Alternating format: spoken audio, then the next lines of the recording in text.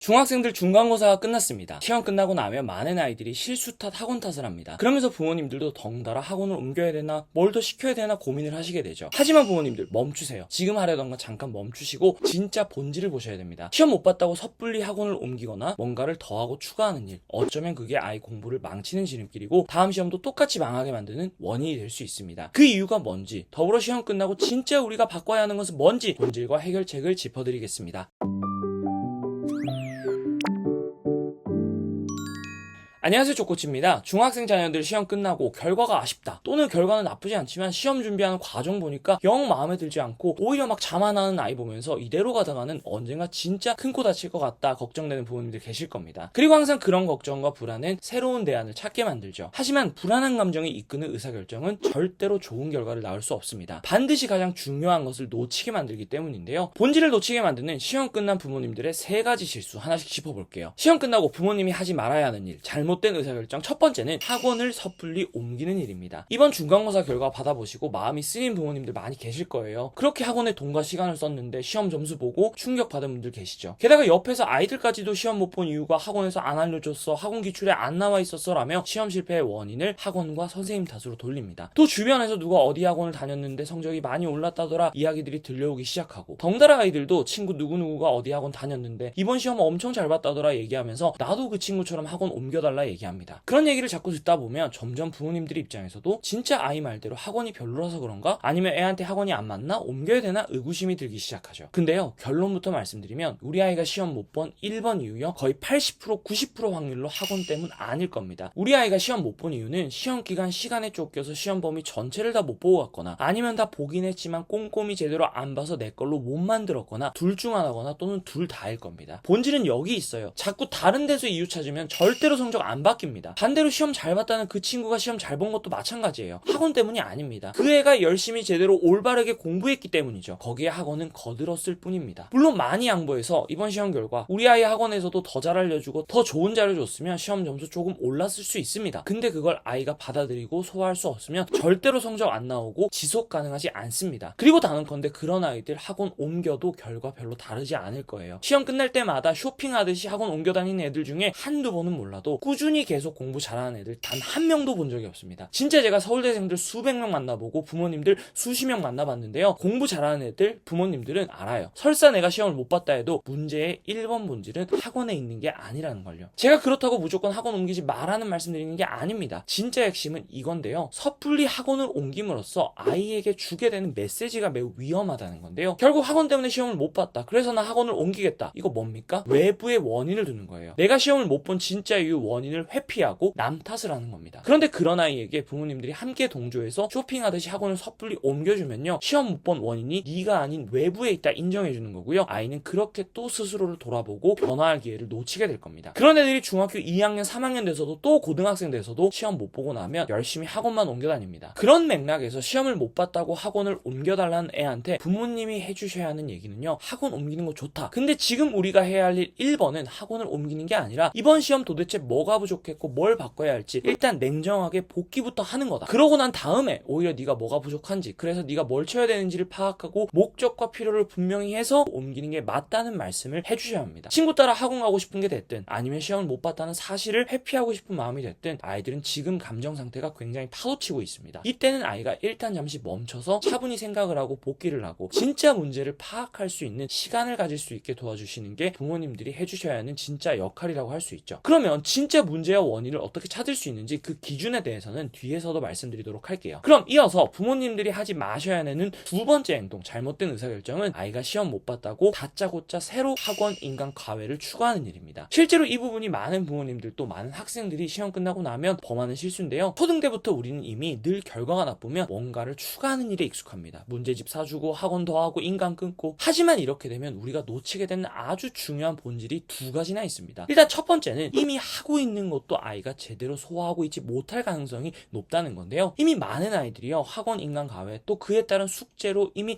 스케줄이 거의 꽉 차 있습니다. 그런데 그런 아이들이 시험을 못 봤다면 대부분 그 이유는 늘 말씀드리지만 자기 공부 시간이 부족해서일 가능성이 높습니다. 학교에서 배운 건 물론이고 학원에서 배운 것조차 스스로 요약 정리하고 복습하면서 자기 걸로 만드는 가용 시간이 부족할 가능성이 높다는 거죠. 그런데 그런 아이 스케줄에 또 뭐 부족하다고 새로운 걸 추가하면요, 시간 낭비, 돈 낭비될 가능성 매우 높습니다. 두 번째로 놓치게 되는 본질은 아까 학원을 옮기는 것과 마찬가지로 새롭게 뭔가를 추가하는 것 또한 문제의 본질을 놓치게 만든다는 건데요. 앞서 말씀드린 것처럼 아이가 시험을 못 본 이유는 가용 시간이 부족해서 자기 공부를 못해서거나 혹은 하더라도 효율적으로 배운 내용을 자기 걸로 만드는 방법을 몰라서인데, 그냥 추가하는 걸로 문제를 해결하려고 하면 이 아이가 가지고 있는 진짜 문제점을 놓치게 만든다는 거죠. 그렇게 또 우리는 아이 스스로 돌아보고 문제의 핵심을 바꿀 수 있는 기회를 놓치게 되는 겁니다. 그런 맥락에서 부모님들이 먼저 고민하셔야 되는 건 오히려 지금 뭘 추가할까가 아니라 오히려 더 뭘 빼야 할 거 없는지 살펴보는 일입니다. 제가 늘 말씀드리지만 완벽함이란 더 이상 추가할 게 없는 상태가 아니라 더 이상 뺄 게 없는 상태입니다. 뭔가를 덜어내야 진짜 필요하고 중요한 것에 시간과 에너지를 집중할 수 있습니다. 송곳이나 드릴이 두꺼운 종이나 벽을 뚫을 수 있는 이유가 반드시 뚫어내야 하는 목표 지점에 모든 에너지가 집중되기 때문입니다. 성적도 마찬가지예요. 그런 맥락에서 딱 정해드리면 저는 교과목, 학원, 인강, 과외 최대 3가지가 넘어가면 줄이셔야 한다고 생각합니다. 평균적으로 보면 아이들이 학원을 다니든 과외를 하든 교과목이 3개가 넘어가는 순간 이미 아이들은 수업 듣고 그거 숙제하는 데만 하루 종일 시간을 다 써도 모자란 경우가 많습니다. 그렇게 되면 평소 학교 수업 복습은커녕 시험 기간 돼서도 자기 공부를 못하게 되는 경우가 많죠. 그리고 그것 때문에 시험을 못 보는 겁니다. 추가하는 건요, 누구나 할 수 있어요. 추가하는 거 쉽거든요. 진짜 잘하려면 덜어내야 됩니다. 덜어내는 건 아무나 못해요. 왜냐? 그건 용기가 필요한 일이거든요. 뭔가 잘 안 되고 있다면 뭔가를 더하기보다 덜어내는 용기가 필요한 시점이라는 거 꼭 기억하셨으면 좋겠고요. 그럼 뭘 기준으로 덜어내고 덜어낸 시간을 뭘 어떻게 채워야 되느냐 궁금하실 텐데 이 부분도 뒤에 솔루션 부분에서 더 말씀드리도록 하고요. 그럼 마지막 3번째 시험 망한 아이에게 부모님들이 하지 말아야 되는 행동인데요. 시험 끝나고 나면 흔히 아이들이 학원 탓, 실수 탓을 하기도 하지만 한편으로는 엄마 나 공부머리가 없나 봐. 친구 누구는 대충 해도 몇 점 받았는데 나는 열심히 해도 안 되는 것 같아. 같은 말들을 하면서 스스로를 자책하는 아이들 많이 있습니다. 만약 아이가 이렇게 얘기한다면 부모님들 뭐라고 답해 주시겠어요? 물론 잘 대처해 주시는 분들 계시겠지만 아마 생각보다 많은 분들이 머리 탓하지만 네가 노력을 덜해서 그런 거야. 엄마가 보기에 너 노력 안 했어. 네 기준으로 열심히 하는 게 아니라 다른 친구들 기준으로 열심히 해야 되는 거야. 같은 말씀들을 하시죠. 물론 이런 말씀 재능보다 노력, 과정의 중요성 말씀해 주신다는 측면에서 나쁘지 않아요. 근데 정작 중요한 건 그래서 이 아이는 이 말을 듣고 내가 뭘 어떻게 바꾸고 뭘 어떻게 더 노력해야 될지 방향도 감도 못 잡는다는 겁니다. 제가 이 부분은 진짜 S랩 하면서 더더욱 절감하고 있는데요. 부모님들은 제대로 공부한다는 게 뭐고 또 어느 정도의 노력을 해야 되는지 원하는 결과를 받을 수 있는지 대체로 정확히 알고 계세요. 근데 문제는 아이들은 어른들이 너무도 당연하다고 생각하는 것들을 생각보다 너무 당연하게 대부분 모르고 있다는 겁니다. 계획은 왜 필요하고 어떻게 세워야 되는지 또 요약 정리는 어떻게 하고 오답 피드백은 어떻게 해야 되는지 정말 A부터 Z까지 모르는 아이들이 생각보다 많습니다. 특히 근 몇십 년 중에 기초학력이 가장 떨어진다는 이야기가 나오는 요즘 아이들 더더욱 그래요. 이런 아이들한테 진짜 필요한 건 무작정 더 열심히 하라는 말이 아닙니다. 정확히 방법이 잘못된 건지 아니면 계획이 잘못된 건지 함께 짚어보면서 진짜 뭐가 부족했고 그래서 그걸 어떻게 바꿔야 하는지에 대한 방향과 기준을 알려주는 겁니다. 그걸 알려주지 않고 무작정 노력이 부족한 거라고 얘기하면요, 그건요 이미 스스로 자책하고 있는 아이에게 죄책감과 실패감을 더해주는 일 그 이상 그 이하도 아니게 됩니다. 전문가들은 하나같이 얘기해요. 진짜 좋은 피드백은요 객관화된 상황을 인지시켜주는 것도 중요하지만 거기에 정확히 뭘 어떻게 바꿔야 되는지까지 정확한 도움닫기와 가이드를 제시해줘야 된다고 말하죠. 그래서 여기까지 시험 끝나고 부모님이 섣불리 하지 마셔야 하는 일 3가지 말씀드렸는데요. 1번 학원 섣불리 옮기지 말기, 2번 섣불리 새로운 교과목 추가하지 말기, 3번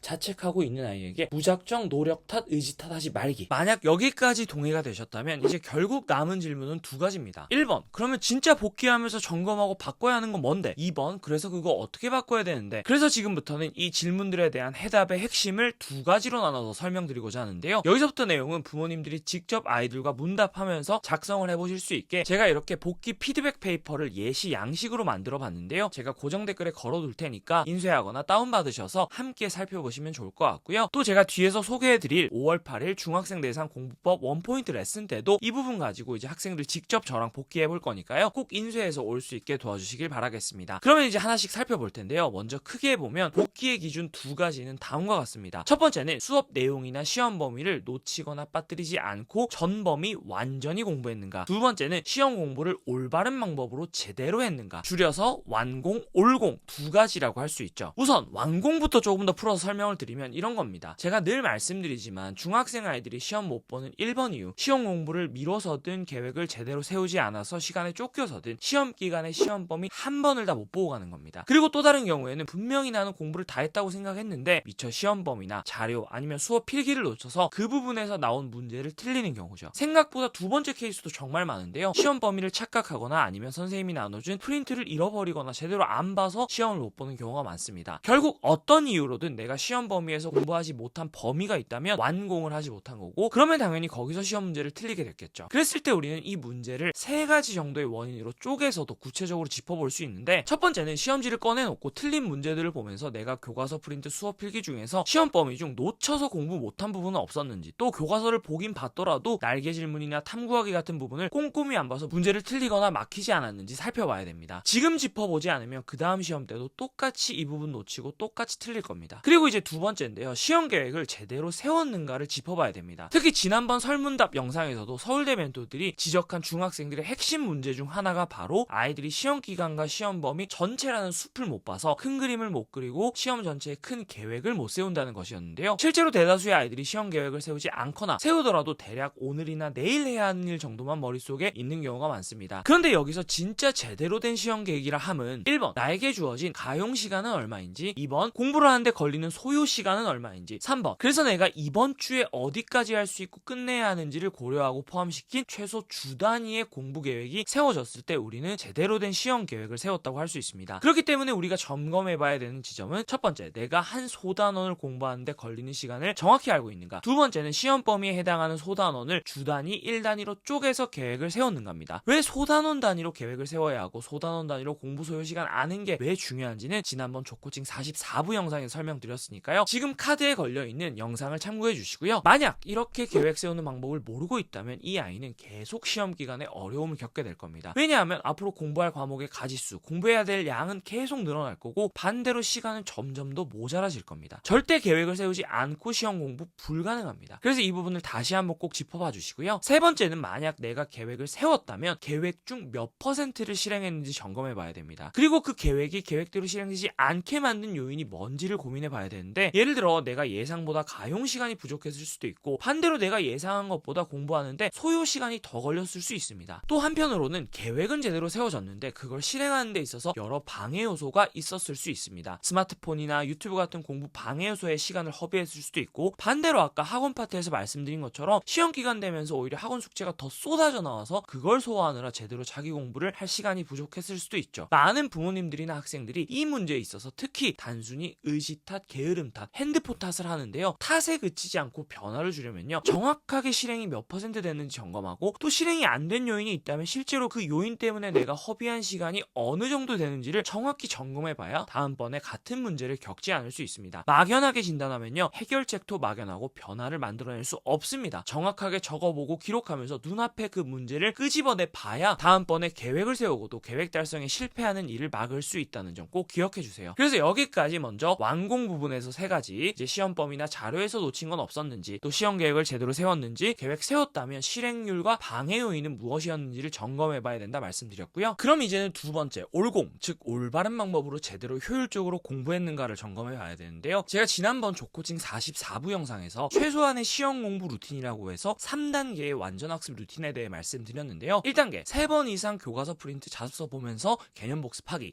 2단계, 3번 개념 복습하고 나면 그때부터 문제집 풀고 오답 피드백하기. 그리고 이때도 반드시 선지를 분석해보면서 내가 모르거나 헷갈렸던 거 체크하고 복습하기. 그리고 마지막 3단계, 문제 풀면서 헷갈리거나 어려운 내용은 꼭 빈칸 뚫기나 직접 내용을 안 보고 써보는 백지 복습, 아니면 말로 설명해보는 설명하기 학습으로 머릿속에서 배운 내용을 인출해보면서 공부 구멍을 점검해야 된다 말씀을 드렸습니다. 일단 이번 시험 지금 말씀드린 이 3단계 완전학습 루틴에서 빠진 게 있다면 거기서부터 누수가 생겼다고 볼 수 있는데요. 구체적으로 올공 파트를 하나씩 더 짚어보면, 첫 번째는 개념 복습에 대한 부분입니다. 앞서 말씀드린 것처럼 우선 개념 복습이 몇 번이나 제대로 됐는지 짚어봐야 되고, 만약 수업 이후부터 시험을 볼 때까지 내가 교과서 프린트 자습서를 보면서 개념 복습한 횟수가 3회 미만이라면 다음 시험에서는 그 횟수부터 늘려야 한다고 볼 수 있죠. 그리고 특히 이 3번 중에 한 번은 꼭 내 손으로 직접 내용을 요약 정리하고 준비하고 재구성해보는 과정을 거쳤는가 짚어봐야 되는데요. 제가 늘 말씀드리지만 모든 전문가들이 하나같이 얘기합니다. 공부라는 건요, 내가 배운 내용을 내 손으로 분해하고 재조립하면서 스스로 재구성해볼 때 많이 내 것이 된다고 말하죠. 이 과정이 곧 이해하는 과정이고 암기하는 과정입니다. 생각보다 아주 많은 중학생들이 이걸 안 하고 못합니다. 눈으로만 보거나 참고서 베껴 쓰고 스스로 요약 정리를 안 하죠. 정확히는 요약하는 법을 몰라서 못하는 거고요. 근데 앞으로 우리 아이들이 배울 모든 공부는요, 첫 번째로 요약하는 힘싸움입니다. 과목 상관없이 모든 공부는 교과서 문제집 어떤 교재든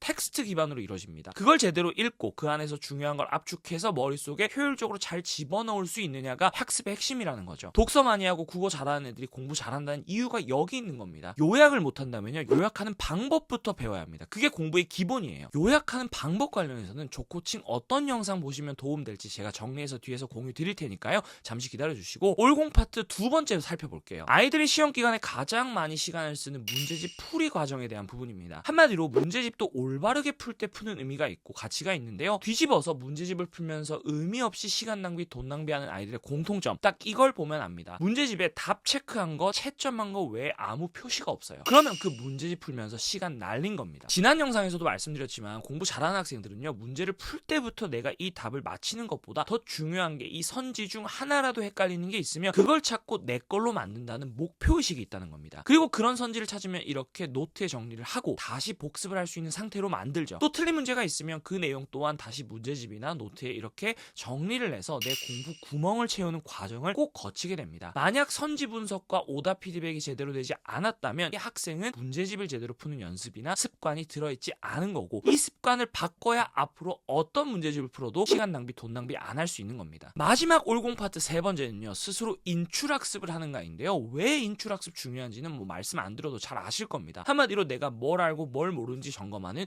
우리가 흔히 얘기하는 메타인지 학습이죠. 전문가들이 하나같이 얘기하지만 내가 설명을 할 수 없는 지식은 내 지식이 아닙니다. 내가 안 보고 쓰거나 말로 설명할 수 있을 때, 최소한 중요 개념의 빈칸을 안 보고 채울 수 있을 때 내 지식이 되었다고 할 수 있죠. 공부하는 과정에서 어떤 방식으로든 인출하는 과정이 없었다면 그 아이는 공부를 했더라도 어느새 배우고 암기했던 내용이 머릿속에서 휘발되면서 공부 구멍이 숭숭 뚫린 채로 시험 보러 갔을 가능성이 높은 겁니다. 그리고 거기서 문제를 틀렸겠죠. 그래서 올공 파트 정리해보면 결국 우리 아이들이 앞으로 무수히 맞닥뜨릴 학교 시험, 중학교, 고등학교 다 마찬가지로 방금 말씀드린 개념 복습, 문제풀이, 인출학습 이 3단계가 제대로 되지 않으면 절대 학교 시험 잘 볼 수가 없습니다. 실제로 제가 고등학교에 강의를 가거나 학생들 코칭해줄 일이 종종 있는데 고3 때까지도 학교 시험 공부 어떻게 해야 되는지 루틴 잡히지 않은 애들이 거의 70%, 80%입니다. 그러니까 계속 고등학교 때까지도 밑빠진 독에 물 붓기 하는 겁니다. 근데 반대로 제가 공부 마스터 플랜, 압축 공부 쓰면서 성적 급상승해서 스카이 갔던 학생들 정말 하나같이 이 루틴대로 공부를 하고 있었습니다. 디테일한 방법은 좀 달라도 시험 공부에 제가 말씀드렸던 그 3단계가 올바른 방법으로 제대로 녹아들어 있었습니다. 너무 당연한 얘기예요. 왜냐하면 대단한 요령이나 스킬이 아니라 그 3단계가 학습, 즉 뭔가를 배우고 익히는 것의 기본이고 본질이니까요. 그래서 여기까지 피드백 페이퍼 바탕으로 하나씩 항목을 살펴봤는데요. 꼭 아이들과 연휴 때 문답을 하면서 이 양식 한번 적어보고 우리 아이가 지금 뭐가 안 되고 있고 뭐가 부족한지 체크해 보셨으면 좋겠고요. 만약에 보시면서 우리 아이는 이게 부족한데 이걸 제대로 하는 게 뭔지 모르겠다 싶은 분들은 제가 양식이랑 같이 각 문제 상황별로 해답이 되는 영상 어떤 거 보시면 되는지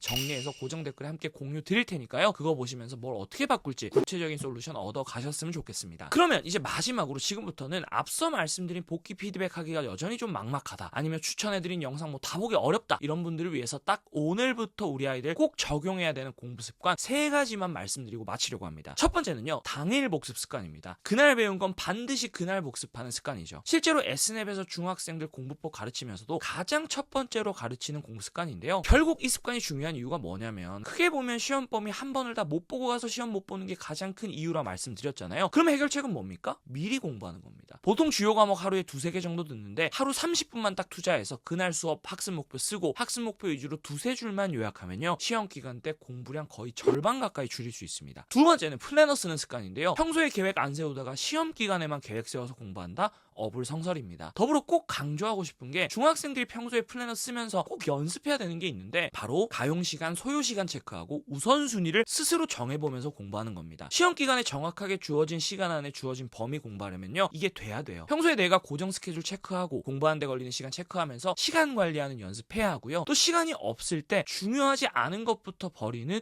우선순위 세우기 연습이 되어야 합니다. 이게 돼야 제대로 된 시험 계획이 가능합니다. 마지막 세 번째는요, 소단원 단위 완전 학습 루틴을 지금부터 만들어가는 건데요. 만약에 내가 최소 A 이상 받는 상위권, 나아가 최상위권 되고 싶은데 이번에 실패했다. 그럼 지금부터 반드시 적용해봐야 됩니다. 다음 시험 기간 돼서 하겠다? 그러면 결과 똑같을 겁니다. 지금부터 바꿔야 돼요. 이제 시험 끝나고 나면 보통 일주일에 소단원 하나 정도 학교에서 진도 나갈 거거든요. 그러면 이제 주말에 그 주에 진도 나간 소단원 내용을 학습 목표 중심으로 정리해보는 거예요. 소단원 하나에 학습 목표 한 가지거든요. 내가 그거를 설명할 수 있게 만든다 생각하고 이렇게 요약 정리를 하고, 그 다음엔 아예 학습 목표를 설명한다 생각하고 글로 내용을 안 보고 써보는 백지복습이나 말로 설명하기로 인출해보는 거죠. 이게 가장 완벽한 완전 학습 루틴입니다. 실제로 제가 S냅 하면서도 어느 정도 요약하는 습관이 된 친구들은 그 다음 스텝으로 평소에도 공부할 때 직접 이렇게 똑같은 내용을 다시 백지복습하면서 완전 학습하는 습관 들이라고 말하는데, 만약에 이게 된다, 단언컨대 그 친구는 무조건 최상위권 됩니다. 특히 서술형 평가나 수행 평가가 중요해진 요즘 가장 효율적이고 중요한 습관이라고 할 수 있죠. 늘 말씀드리지만 수행 평가조차 학습 목표를 설명할 수 있느냐가 1번 채점 기준이고, 서술형 평가도 보시다시피 학습 목표를 물어보니까요. 그래서 이번 시험 보고 나서 준비 과정, 결과, 뭘 어디서부터 바꿔야 될지 감이 안 잡히는 총체적 난국이라면 그냥 이 세 가지, 당일 복습, 플래너 쓰기, 그리고 소단원 단위 완전 학습으로 스스로 요약 정리하고 인출해보면서 내가 아는 것과 모르는 걸 확인하는 습관까지, 이 세 가지를 단계별로 하나씩 시도해보시면 분명히 기말고사 때 좋은 결과 있을 겁니다. 지금까지 중학생들 3,000명 가까이 공부법 알려주면서 진짜 이렇게 한 애들은요, 무조건 올A, 나아가 올백까지 나왔거든요. 정말 자신있게 말씀드릴 수 있으니까 본질이 아닌 것들에 눈 돌리거나 휘둘리지 말고 기본부터 하나씩 챙겨나가시기를 바라겠습니다. 영상 도움되셨다면 댓글과 좋아요 부탁드리고요. 그럼 이제 우리 아이들 다음 시험 성적 급상승을 위한 세 가지 소식 전하면서 영상 마칠 텐데요. 첫 번째는 앞서 말씀드린 것처럼 제가 오늘 말씀드린 내용 아이들에게 직접 알려주고 복귀 피드백 직접 저랑 함께 해볼 겁니다. 5월 8일 금요일 저녁 9시 아이들 줌 앞에만 앉혀주시면 직접 하나씩 복귀해보면서 마지막에 말씀드린 세 가지 습관 어떻게 드리고 바꿀 수 있는지 단계별로 아이들에게 쉽게 설명하고 동기부여 해줄게요. 실제로 이게 지난번 공부법 원포인트 레슨 1시간 듣고 난 중학생들 반응인데요. 이번에도 아이들이 강의 끝나고 이렇게 얘기할 수 있게 잘 준비하겠습니다. 참여 대상은 중1, 2, 3학년 학생이고요. 시험을 봤던 중학생들은 물론 시험은 없지만 다음 학기 시험이 걱정되거나 당장 수행평가 제대로 대비하기 어려운 중1 학생들도 참여하면 큰 도움 얻으실 수 있을 겁니다. 아이들 수업 듣는 모습 부모님들도 유튜브에서 보면서 내용 함께 들으실 수 있으니까요. 고정 댓글에 있는 구글 폼 통해서 신청해 주시면 줌 링크와 유튜브 링크 모두 함께 보내드리겠습니다. 두 번째는 학부모 특강 소식인데요. 오늘 말씀드린 내용을 좀 더 자세히 풀어서 우리 아이 중학교 3년, 나아가 고등학교 3년 가장 중요해진 학교 내신 시험 공부 루틴을 어떻게 만들 수 있을지, 그래서 지금 우리 아이 공부 어디서부터 어떻게 바꿔야 될지 큰 그림 로드맵 그려드리는 중등 부모님 특강 진행합니다. 날짜는 연휴 지나고 5월 6일 수요일 낮 12시고요. 이날 라이브 참여하시는 분들께는 제가 딱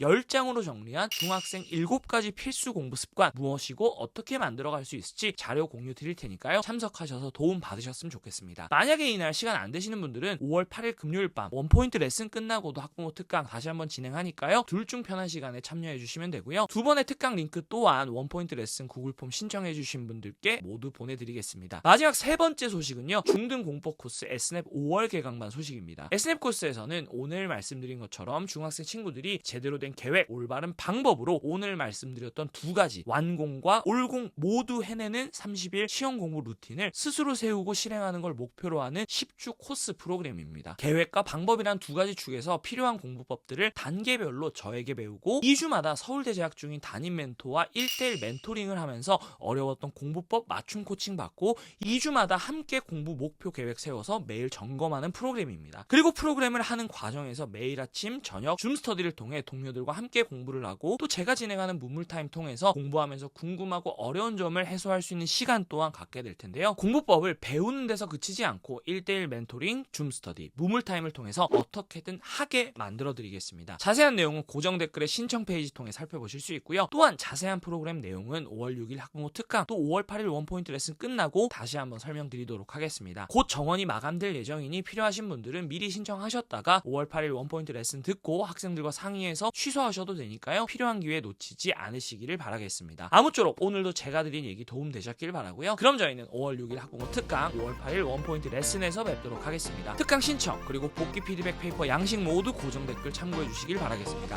오늘도 긴 영상 시청해주셔서 감사합니다.